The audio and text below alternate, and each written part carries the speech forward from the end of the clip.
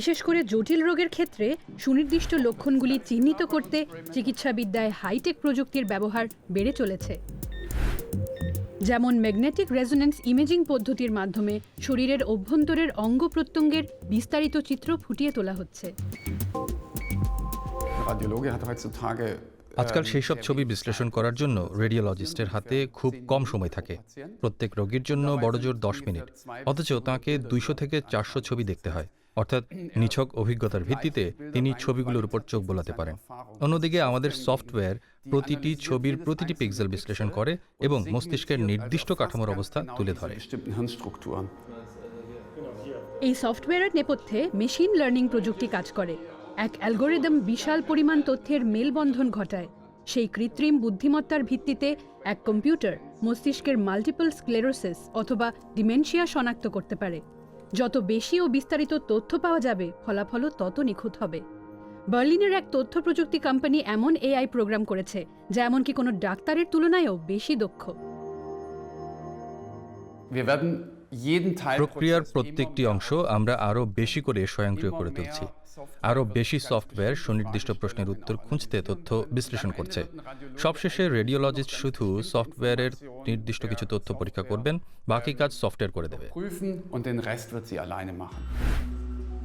কোভিড-19-এর বিরুদ্ধে সংগ্রামের ক্ষেত্রেও এমন সফটওয়্যার কাজে লাগানো হচ্ছে, যেগুলি সংগৃহীত তথ্যের ভিত্তিতে শিক্ষা গ্রহণ করছে।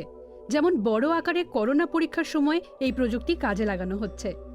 এবার এমন এক অ্যাপ আসতে চলেছে যেটিকে প্রশ্ন করলে কারো সংক্রমণ আছে কি না তা চটজলদি জানিয়ে দেবে। এমন দ্রুত অডিও টেস্ট মূল পরীক্ষার বিকল্প হতে না পারলেও 90% পর্যন্ত নিখুঁত হতে পারে।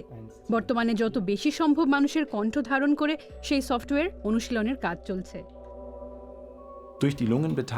যেমন কাশি ও হাসির সময় ফুসফুসের উপর কতটা চাপ পড়ে তা পরিমাপ করা যায়। সিগন্যাল প্রসেসিং অ্যালগরিদমের মাধ্যমে আমরা সেটা সম্ভব করি। সংগৃহীত তথ্যের মাধ্যমে আমরা কৃত্রিম বুদ্ধিমত্তাকে অনুশীলন দিতে পারি। করোনা পরীক্ষায় যাদের সংক্রমণ ধরা পড়েছে বা পড়েনি, অথবা যাদের করোনার লক্ষণ দেখা যাচ্ছে, তাদের কণ্ঠ শুনে সফটওয়্যার শনাক্ত করতে পারবে।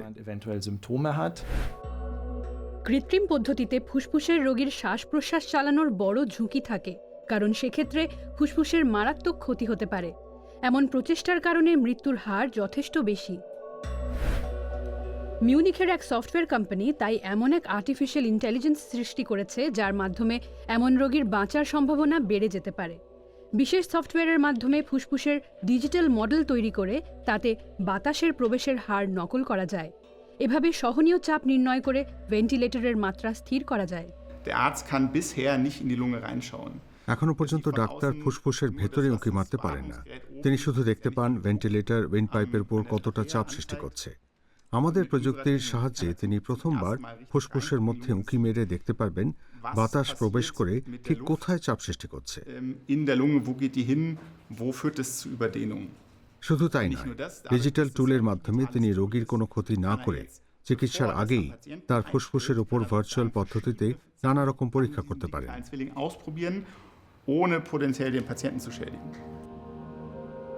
চিকিৎসার পণ্য হিসেবে এই সফটওয়্যারের অনুমোদন পাওয়া আপাতত কোম্পানির আগামী লক্ষ্য। 2 বছর পর এই টুল ইউরোপের বাজারে আসতে পারে। ততদিনে হয়তো করোনা সংকট ইতিহাস হয়ে উঠবে। প্রিয় দর্শক, কেমন লাগলো আমাদের প্রতিবেদনটি? আপনার মন্তব্য বা কোনো প্রশ্ন থাকলে লিখুন নিচে মন্তব্যের ঘরে। আর আমাদের সঙ্গে থাকতে সাবস্ক্রাইব বাটনটি চাপুন।